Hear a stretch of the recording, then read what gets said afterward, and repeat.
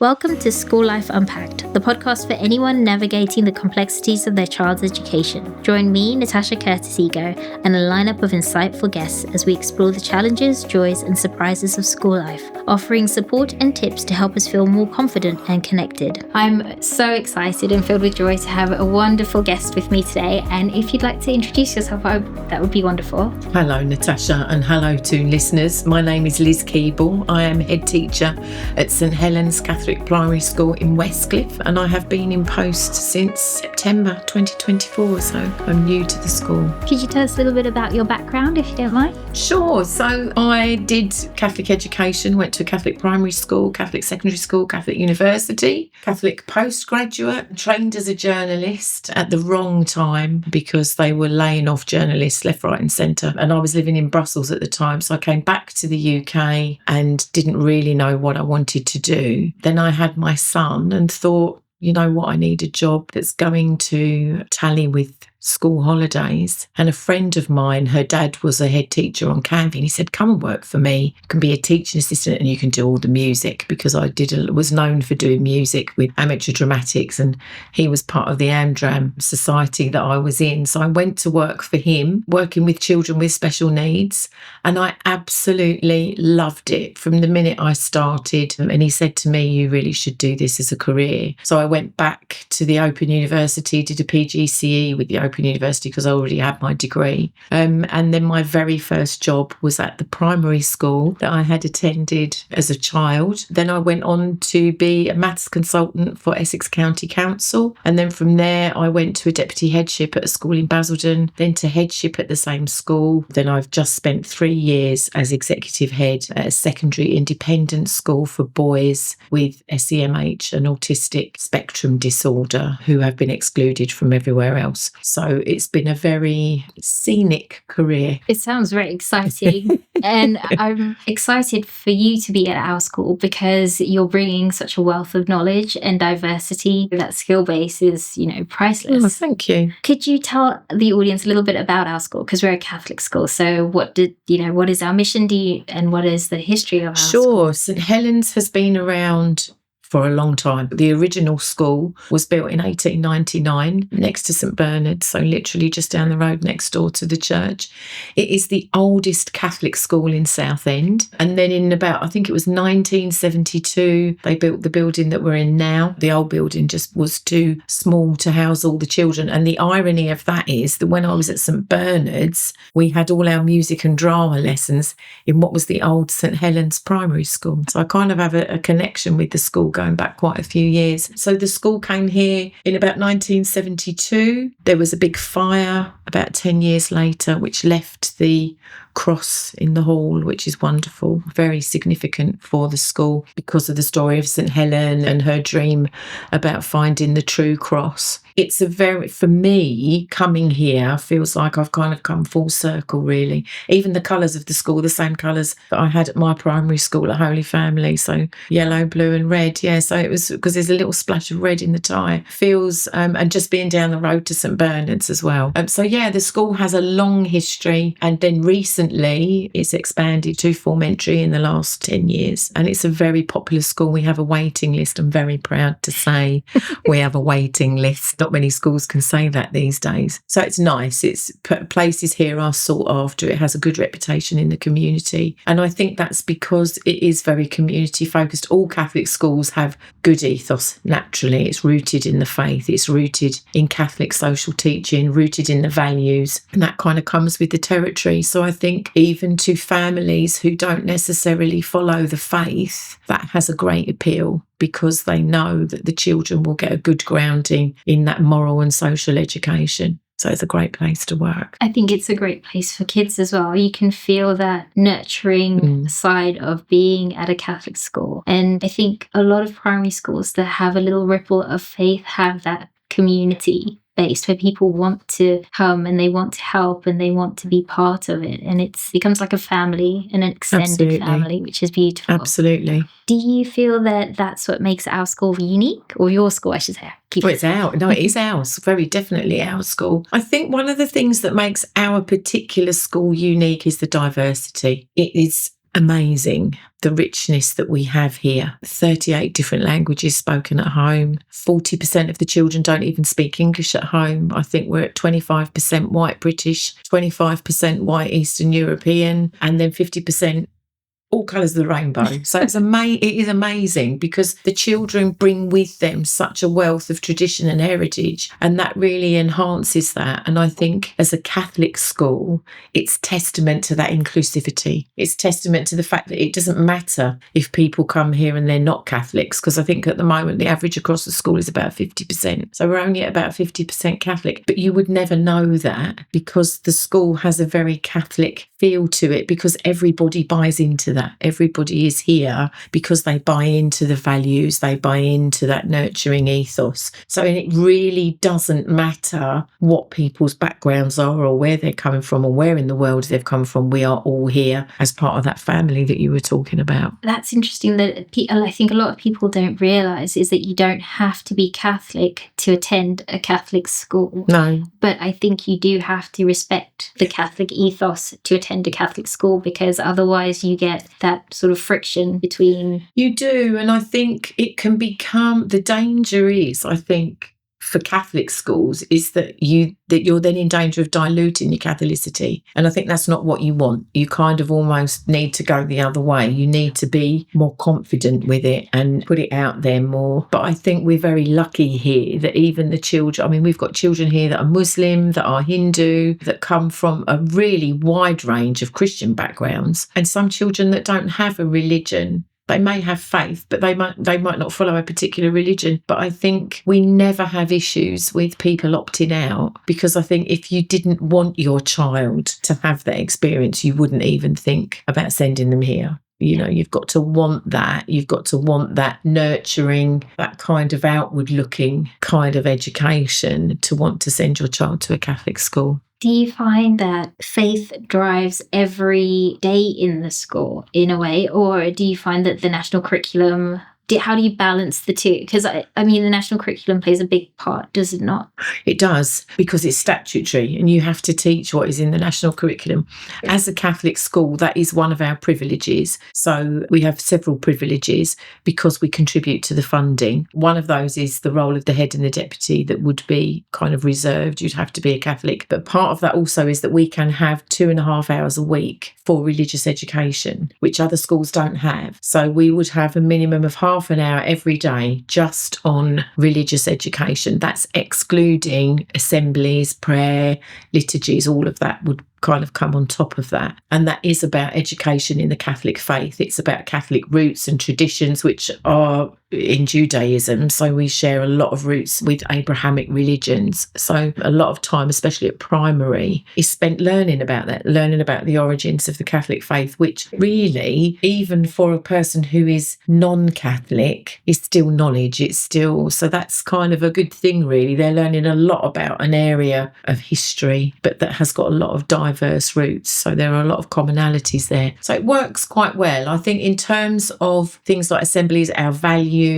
all of those things underpin everything. You know, the children will say prayers 4 times a day. They say prayer when they come in the morning, before lunch, after lunch, at the end of the day. And those kinds of things will characterise the spirit of the school. And then you've got all the charitable work that they do as well on top of that comes from Catholic social teaching. So it's a balance, I think, really between what we are expected to do, which obviously our results are very good, so the teachers are delivering on the national curriculum, and then what we need to do as a faith school. I think it's exciting to have that sort of pin in the middle and then all these branches coming out, because I know when I was looking for a school for my children, I really wanted them to go to a faith school, and I wanted them to go to my faith school, which is Catholic. And the reason was that they'd have that foundation in my head, they'd have a good foundation, and then what they choose to do later on in life is fine, but they'd have the roots of strength, and they'd know more about their faith. They'd understand the prayers, they'd understand why we do certain things at Mass, because at school it's being broken down, so they can understand it. And my daughter the other day was like, "Mum, don't you know the rosary?" You know, and I was like,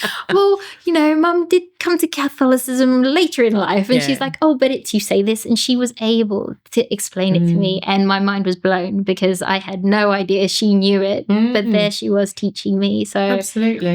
as you say, all knowledge is good knowledge, and absolutely, it's good for them to have that. It is, and I think that as broad as it can, as broad as that can be, I think even the Bible because obviously the Religious Education Directory, which is the new Catholic curriculum, is heavily rooted in Scripture. So everything comes from Scripture, all the stories, the essence of Jesus's ministry, expectations on us as Christians, everything comes from a scriptural root, and lots of those roots, as I said, are common to many religions, Absolutely. The Old Testament particularly, and the roots of Catholicism, the story of Easter, all of those things. People forget that Jesus was Jewish, essentially. The Christianity really only grew up after he had died. So, he wouldn't have been aware of this whole movement as a living person. He was pushing back against really old traditions that he felt didn't have a place, because actually the bottom line is we've just all got to be nice to each other. And that was the message. So I think, the fact that we're still kind of trying to live that 2,000 years after he died is testament to the power of that message, really, not just for us, but for many, many people. And it, like you said, it's across all cultures and all nationalities and all faiths to be kind and to have that goodness at your core. And that's what I think is at the root of a faith school. Absolutely. And it's not necessarily about what faith it is. It's actually about raising children to be kind and good people. Absolutely. And being able to reflect that when they step out of school and as they grow. And what's interesting about that, when I was head at a non-faith school, at a secular school,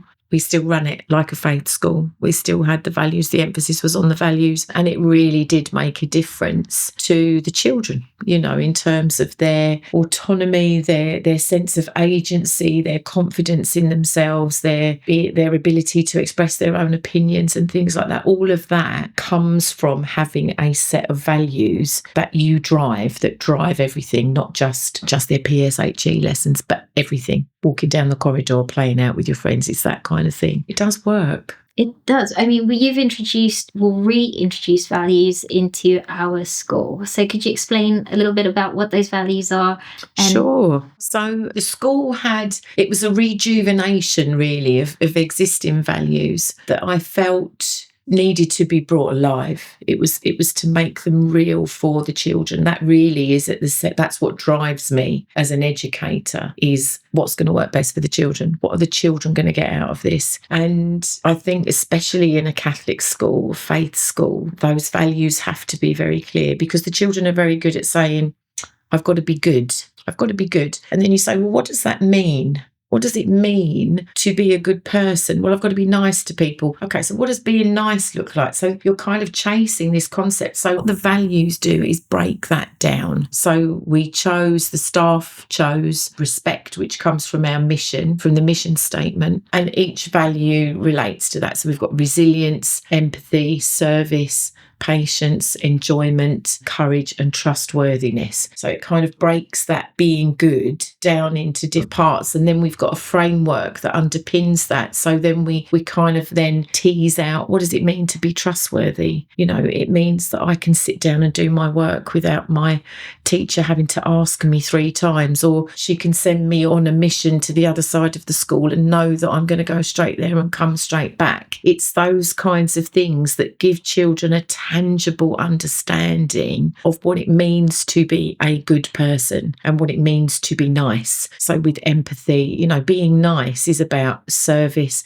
it's about being patient, it's about being understanding. So driving those values gives the children a really good understanding of what being a good person really looks like, and they are able to articulate that. That's the thing. So when you say to them, so what does it mean to be good? It means now they will say, they don't just say, well, I've got to be nice. They'll say, well, I need to be empathetic, or I need to help people, or I need to be patient sometimes, or sometimes I need to be brave, sometimes I need to do this. So they're able to kind of articulate those things rather than have this kind of nebulous, kind of vague understanding of what it is to be good without really knowing what that actually means. means. Does that make sense? Absolutely. And I think that especially with younger children, we give them a lot of concepts that they're meant to grasp without breaking them down for them to actually understand them. And it leads on to your zone of regulation, which also has had like a comeback as well, which is lovely. And from my experience, again, going back to my daughter, she came home the other day and said, Mum, I was in the red zone at school and I was frustrated. And I was like, wow, you're actually telling me what that emotion is. And I don't have to try and work it out. You are now identifying that. Could you explain what the zones of regulations are and how you've implemented that into our school? Sure. I think, again, it's something that was already here. It's just refreshing it and rejuvenating it for people so that they can see the power, and especially communicating that with parents, because I think we do a lot of things in school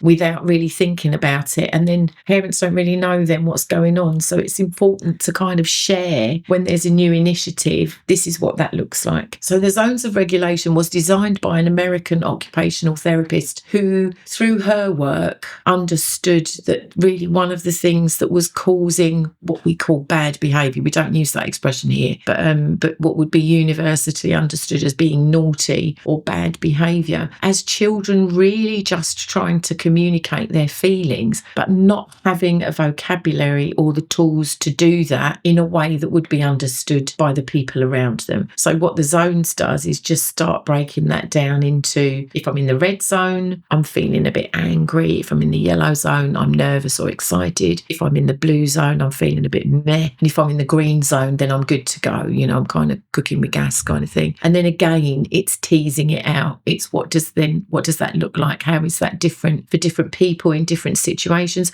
What's causing that? You will know because you came to the workshop, but that kind of reticular hijack, when your kind of prehistoric brain gets, oh my God, I can't fight, flight or freeze, what am I going to do? That's what puts us into that frame of mind, whether we're in the car in traffic or there's a queue in Tesco's and we're in a rush. We all experience those things. So the zones of regulation helps the children at least recognise a ballpark. I'm here. I know, and then we as adults know, okay, if you're in the red zone, then we'll leave you to it for a little while until you've had time to calm down. Or if you're feeling a bit blue, then you might want to go and do something to kind of cheer yourself up or whatever that looks like. So that is very powerful. And in terms of, as we were talking about earlier, agency for the children, giving them a voice, it's so important that they are empowered to talk about their feelings, because that is what is going to underpin their entire life. They may never need to know what a sine and a cosine is, but they are sure as God made little apples going to have to explain how they feel at every step of the way. Yeah. So for me, that's about investing in them as people, because if they are in control of themselves and they are self-reflective, they will make good choices that are in their own best interest. That's so good to hear, because it means you're building that independent, confident children from the beginning, rather than waiting until they get to secondary school. Absolutely. And they've not had any of that little foundation put in, and then they're exploding and they don't know why. Absolutely. And it's so important for their mental health to be able to talk about it, and also to feel confident enough to talk to each other about it without judgment, to normalise feelings, especially in Britain, we have this kind of stiff upper lip thing. Well, you're upset, but hey, we don't talk about it. It's kind of challenging that stereotype to say, if you're not okay, that's okay. Let's sit down and have a chat. And, one of the conversations that we have with the children is, especially very young children, they always think that if someone feels sad, they need cheering up. So what we're trying to say to them is, actually, you don't need to do a song and dance or produce a bunch of flowers out of your arm or tell jokes, because that person might not want to be cheered up. They just want to know that you're there to sit with them and maybe be quiet with them. They don't necessarily need you to do that. So it's making the children aware of what they need to do for others in similar situations, because support and encouragement looks different for different people, and they need to start that from very young, because that's very, it's a difficult skill to learn. It is. And regulating your emotions is difficult. But you mentioned mental health, which seems to be a word that since COVID has suddenly come out in everybody's forefront.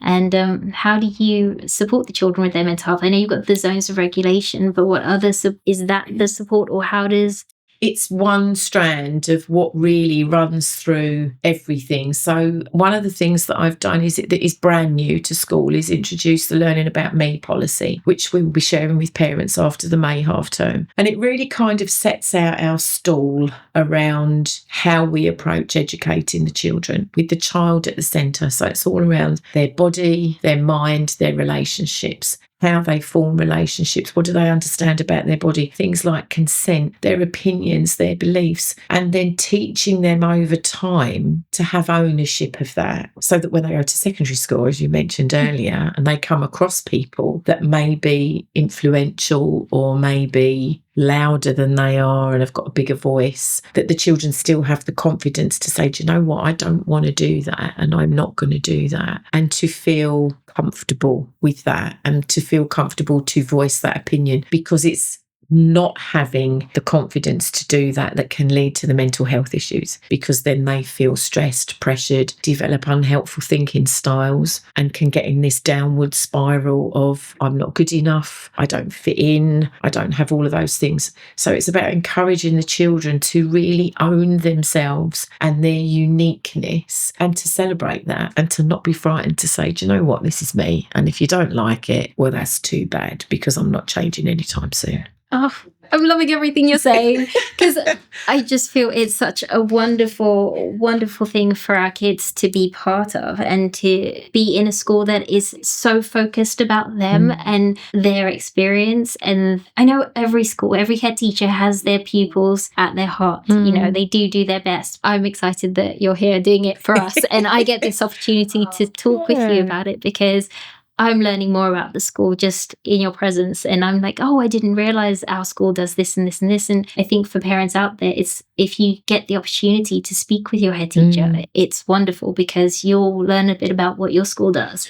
and how they see the school. Yeah, and I think a head's role is it's very different now to it was 100 years ago. You know, we have to master many trades these days. But I think I had such a wonderful childhood and a wonderful experience of school. My head teacher was a nun. She was a pocket rocket. She was just a human dynamo. And it didn't matter how strict she was with us. We knew that she loved us and we would do anything for her. And she could be really, you know, she was Irish, she was from Tipperary, she really was, she was a force to be reckoned with. And I have always held her in great esteem. And I think the way that they ran the school for us back then, I'm going back a long time now, 50 years ago, I want the children to love their school in the same way that I loved mine. And I haven't forgotten what that feels like. And I think we have other challenges now. You know, we do have things like mental health. So we're doing lots around that. We've got another program that we're introducing called Thrive, which is around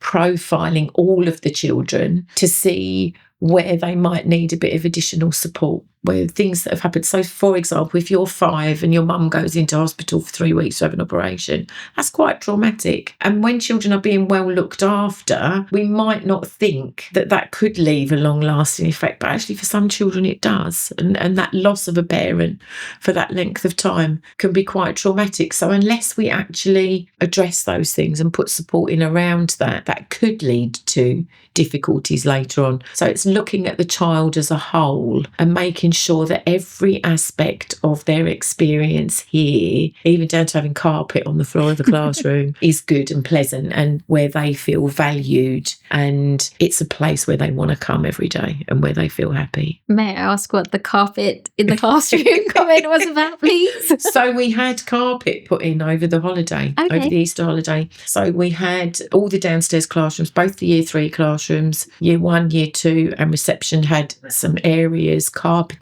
but it makes such a difference to the feel of the room. Okay. Have you not been in yet? No, I'm not. So you need to get in. The kids loved it and the teachers love it, and it has made a difference to things like the acoustic, so it feels more intimate as a space. When you've got just like a stone floor with lino, and I'm talking old-fashioned lino, not the posh the posh new stuff, it can feel a bit sterile. So it's not necessarily conducive to good learning, because the children may not value that space, but they do now. So they value being in there. It's made the classrooms warmer. The children can sit on the carpet. So a lot of the teachers have said we're bringing the children to the carpet more, because certainly at year 3, they wouldn't have sat the children on a stone cold floor before. Yeah. So now they've got a carpet, they can do those kinds of things and make that. And there are more things coming over the summer. Oh, that sounds exciting. What is your vision for your school, if in your long term, or in the short term first and then in the long term? I think in the short term, the school is wonderful. The staff are wonderful. The families are wonderful. Standards are good. From that perspective, it's very different for me. I come from a background where I've always gone into schools that have kind of been in trouble and have had to kind of get them put things in place. Whereas here, practice is already very good. So it's tweaking things. It's working with the staff to say, what could we do better? What are the things that we need to work on? Changing the way we work with the Parent-Teacher Association, things like that. People feeling that they're part of the community. That's my goal, really, is that we all feel, parents, church, the staff, the pupils, that we all feel like we're working towards the same goal. Because I think you can achieve so much more as a community than as kind of separate pockets. I think we all have to work together, really. So that would be my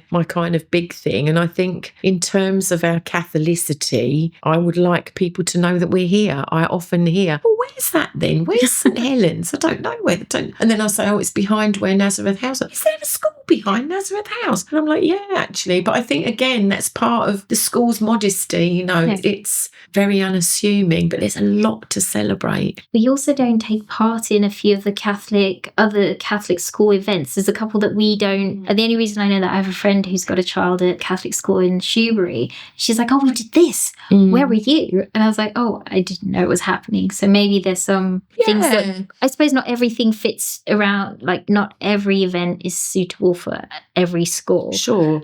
So I think the school tries to. They do Catholic sports, they do, and we do the kind of a big thing. There were a couple that were thrown in this year that were not on the schedule back in September. So if you don't get in September, sometimes and then someone says, we're going to do this. It's like, well, we're not going to be able to do that because we haven't got enough time now to prepare something. So it could just be that. But I think even working with schools locally, we went round to St Mary's to look at their pool, because they had we had the pool back in February. They had it round the corner, the mobile pool. So we went round to have a look at that, and they were giving us advice on that. Now we've got Barron's Court have asked us about it, so they want to come over and have a look at ours. So it's working with local schools, I think, and feeling like we're part of the city, because we're very privileged to be slap bang in the city centre. And I love that. Coming to school and hearing the seagulls and driving into the sunrise in the morning is amazing. So I think there is a lot of scope there for us to get involved more in the community and forge links, especially with sport and physical activity, as you can see from my attire today. For those of you listening, as we're not video